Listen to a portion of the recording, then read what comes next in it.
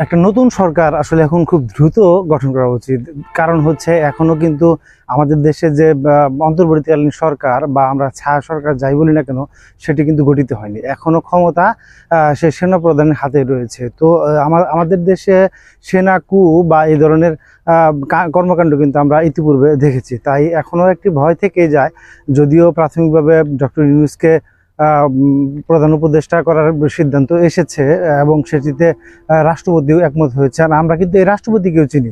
এই রাষ্ট্রপতি কিভাবে তার আসনে বসেছেন বা কে বসিয়েছে সেগুলো কিন্তু আমরা জানি। তো আসলে দেশ একটি ভয়াবহ ক্রান্তিকাল অবস্থার মধ্যে দিয়ে যাচ্ছে। যে পর্যন্ত নতুন সরকার গঠন না হচ্ছে সে পর্যন্ত কিন্তু আসলে জনজীবনে একটি অস্থিরতা থাকবেই। এই অস্থিরতা যদি শান্তিতে রূপান্তর করতে হয় তাহলে আসলে কিন্তু শুধু অল্প পরিবর্তন নয়, শুধু সরকার গঠন দ্রুত করলেই হবে না। সরকার গঠনের পরপরই কিন্তু মাঠে নেমে যেতে হবে। তাদের অনেকগুলো সংস্কার বাকি আছে।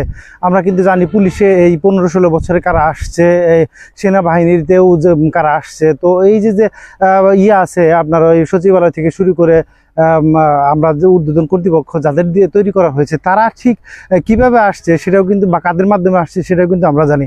তো এখানেও কিন্তু পরিবর্তন আনতে হবে। অর্থাৎ দেশকে ঢেলে সাজাতে হলে খুব দ্রুততম সময়ের মধ্যে নতুন সরকারকে আসতে হবে। এবং এই যে যারা দেশ পরিচালনা করছে বা দেশের যে আছে বড় বড় অবস্থানে আছে তাদেরকে কিন্তু যাচাইপূর্বক অর্থাৎ একটি ট্রুথ কমিটি গঠন করা যেতে পারে, বা একটা ট্রুথ কমিশন গঠন করেও তাদের কিন্তু দেখে দেখে হ্যাক করতে হবে, আবার নতুন নতুন নিয়োগ দিতে হবে। তো এই যে ব্যাপারগুলো, এই ব্যাপারগুলো কিন্তু মাথায় রাখতে হবে। দু একটি আমরা দেখছি, সম্প্রতি দেখলাম আমরা আইজিপি পরিবর্তন হলো। তো সেটিও কিভাবে হইলো বা কোত্থেকে আনা হলো সেগুলো আমরা জানতে হবে। অর্থাৎ নতুন সরকার অতি দ্রুত গঠন করে দেশে যে সংস্কারমূলক চিন্তা ভাবনা ছাত্রছাত্রীদের দেশে চিন্তা ভাবনা বাস্তবায়নের জন্য আমাদের কিন্তু কাজ করে যেতে হবে।